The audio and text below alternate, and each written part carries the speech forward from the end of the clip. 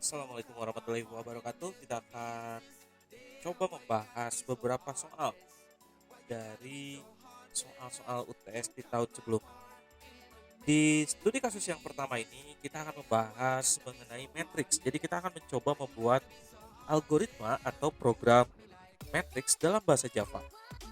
Di mana kasusnya adalah Anda diminta untuk membuat sebuah matriks dengan 4 baris dan 4 kolom.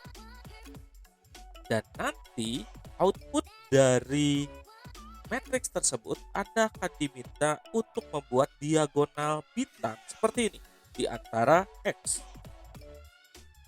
Apa yang harus Anda lakukan terlebih dahulu jika Anda menemui soal seperti ini?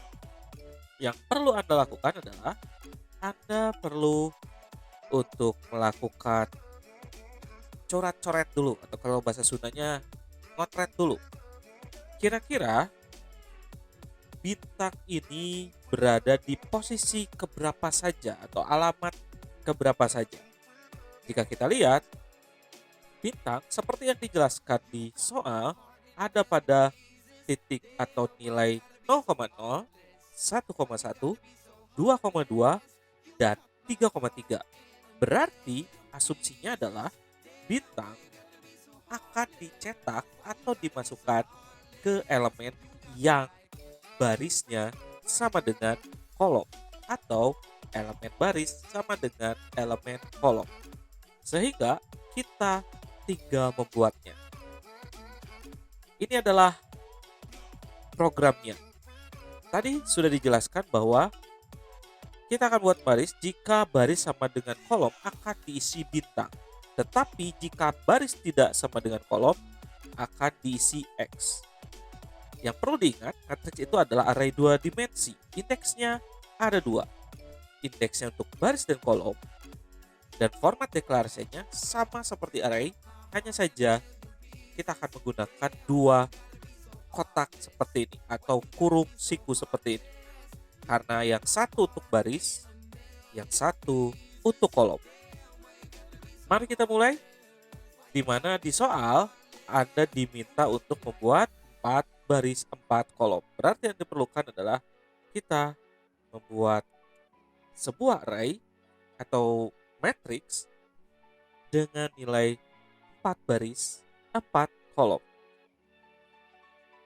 Lalu, seperti biasa, kita membuat fungsi menginputkan nilainya sesuai dengan yang diminta tadi. Jika elemen baris yang sedang diakses sama dengan elemen kolom yang sedang diakses, maka dia akan dicetak bintang. Maka di sini akan kita cetak bintang. Sisanya, jika tidak sama dengan kolom, maka akan dicetak X. Yang perlu diingat adalah karena kita punya baris dan punya kolom, sehingga ada 2 pengulangan. Pengulangan pertama adalah pengulangan baris.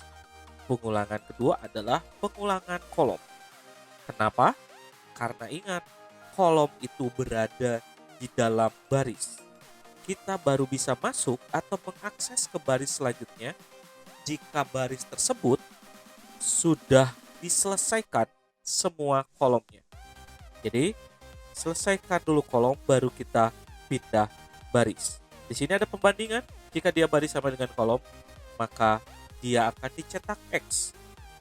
Dan jika tidak, maka dia akan dicetak bintang.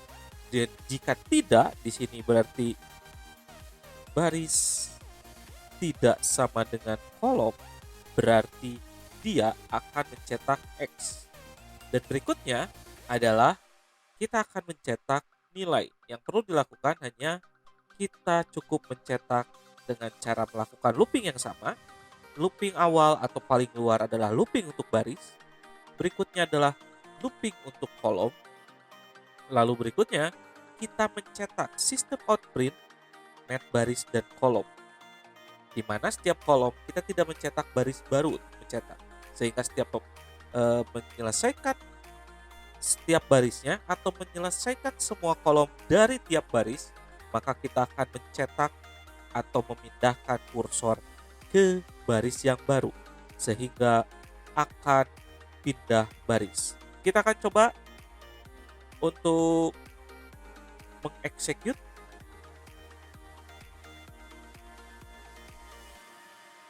dan saat dirunning maka hasilnya seperti yang diminta. Bintang akan berbentuk diagonal sesuai dengan yang diminta. Selain diagonal ini, selain elemen yang nilainya baris sama dengan kolomnya sama, dia akan dicetak X, tetapi yang sama akan dicetak bintang atau kali. Itu adalah penggambaran dari penyelesaian soal yang pertama untuk kasus soal UTS sebelumnya. Ini adalah untuk mencetak nilai, menginputkan nilai. Silakan Anda pause, Anda coba tuliskan, dan ini adalah untuk mencetak nilainya. Di sini pun saya sudah menyediakan matriks segitiga.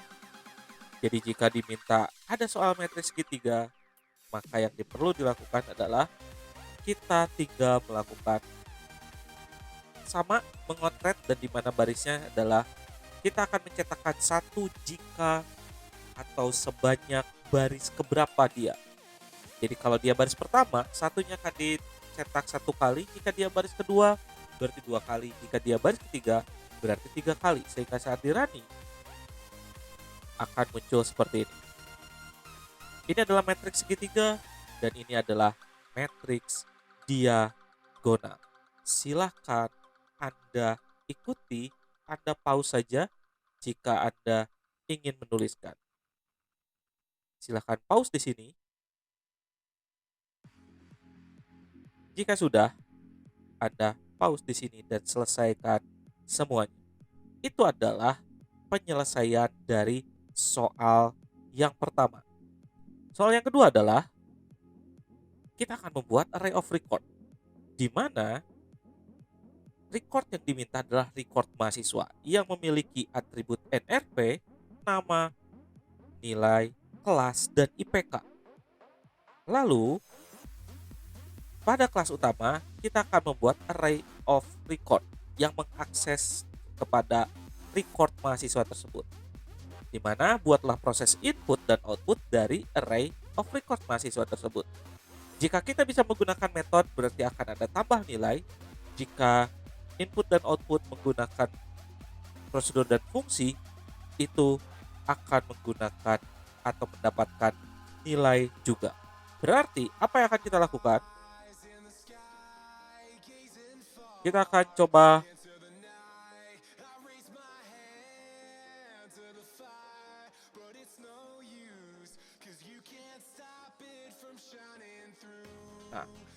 ini adalah kelasnya. Silakan Anda ikuti. Silakan Anda membuat sebuah kelas array of record mahasiswa. Di mana yang perlu diingat adalah record adalah rekaman dari objek real. Yang tadi diminta di soal adalah Anda diminta untuk membuat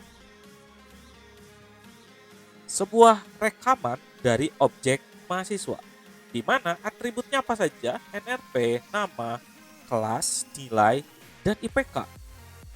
Sehingga apa yang perlu kita lakukan? Yang perlu kita lakukan adalah kita buat kelas baru. Bisa saja di luar dari kelas utama ini atau merupakan bagian dari kelas utama ini. Saya akan mencontohkan dengan menjadi bagian dari kelas utama. Silakan Anda tuliskan ini. Diawali dengan static class. Kenapa pakai static? Karena kita sedang berada di kelas utama yang ada public static void main, sehingga dia adalah terikat dengan fungsi utama yaitu main. Maka kita tambahkan static. Static class mahasiswa. Lalu kita beri atribut. Yang perlu diingat adalah field atau atribut sama seperti saat membuat NRP. Kita buat sesuai dengan atribut mahasiswanya, ada NRP, nama, kelas, nilai, dan IPK. Setelah itu, di soal diminta jika Anda menggunakan metode atau prosedur atau fungsi dalam menginputkan nilai atau menampilkan nilai, maka akan ada nilai tambah karena tidak mengakses langsung ke fieldnya. Maka kita siapkan prosedur untuk menginputkan nilai. Jangan lupa Karena diinputkan dari main, berarti kita perlu jasa pengiriman atau yang mengantarkan ke kelas ini yang disebut dengan parameter. Kita tambahkan parameter sesuai dengan banyaknya field. Ada NRP, nama, kelas, integer, dan IPK. Jika lihat di sini, penamaan dari parameter dan penamaan dari field sangat mirip. NRP, nama, kelas, integer, nilai, dan IPK. Sehingga ada kemungkinan program akan sulit membedakan manakah NRP yang merupakan field utama di kelas mahasiswa atau yang mana NRP yang merupakan parameter. Sehingga di sini kita menggunakan this. Setiap variabel yang diawali this adalah variabel yang menunjukkan dia adalah field utama yang ada di kelas mahasiswa. Jadi NRP, dis nama, dis kelas, dis nilai, dis IPK adalah cara menuliskan untuk membedakan ini adalah field utama di kelas mahasiswa. Sehingga jika kita klik, maka dia akan menyorot ke NRP-nya. Klik nama pun akan nyorot ke sini. Berbeda jika kita mengklikkan ini, maka dia akan mengasumsikan bahwa ini adalah variabel nama dari parameter. Kenapa? Karena tidak menggunakan this. Jadi yang membedakan adalah penggunaan this ini. Silahkan tambahkan this di awal variabel field kelas utama ini. Setelah itu, ada function untuk menampilkan data. Di sini kita menggunakan return NRP. Silahkan dituliskan sesuai dengan yang sudah saya tuliskan. /n nama, /n kelas, /n nilai, /n IPK. Jika sudah, kita akan langsung masuk ke proses utama, yaitu array of record. Silahkan di pause terlebih dahulu untuk menyelesaikan pengetikannya. Jika sudah selesai, maka kita akan masuk ke kelas utama yang akan mengakses kelas tadi, di mana kita akan membuat array of record. Yang membedakan array of record dan array biasa adalah tipe datanya saja. Kita akan menggunakan tipe data kelas, di mana karena kita akan mengakses kelas mahasiswa, sehingga kita menuliskan tipe datanya adalah mahasiswa. Mahasiswa sama dengan new mahasiswa sebanyak 5. Dan di sini tambahkan statik karena kita akan terikat dengan main utama. Silahkan tuliskan seperti yang ada di depan. Setelah itu, kita akan melakukan proses input data, di mana kita akan mengirimkan nilai ke record tadi. Berarti yang perlu kita lakukan adalah, pertama, kita sediakan dulu variabel NRP, nama, kelas, nilai, dan IPK untuk menampung inputan dari scanner ini. Setelah itu, baru kita gunakan looping berdasarkan length dari mahasiswa. Dan selalu pastikan setiap memulai elemen baru, maka kita menuliskan new mahasiswa sebagai instansiasi yang akan memberitahu bahwa ini adalah objek yang baru. Lalu kita tuliskan NRP, nama, kelas, nilai, dan IPK. Jika sudah selesai, maka dia akan mengirimkan melalui metode input data ke kelas record tersebut. Jika sudah, berarti kita tinggal menyediakan prosedur untuk tampil data, mengakses dari array of record. Kita tinggal melakukan looping dan kita tinggal mencetak satu per satu. Jika sudah, silahkan siapkan main-nya dengan memanggil input data dan tampil data. Silahkan di pause untuk menyelesaikan programnya. Itu adalah pembahasan atau penyelesaian dari 2 kasus dari contoh soal UTS sebelumnya.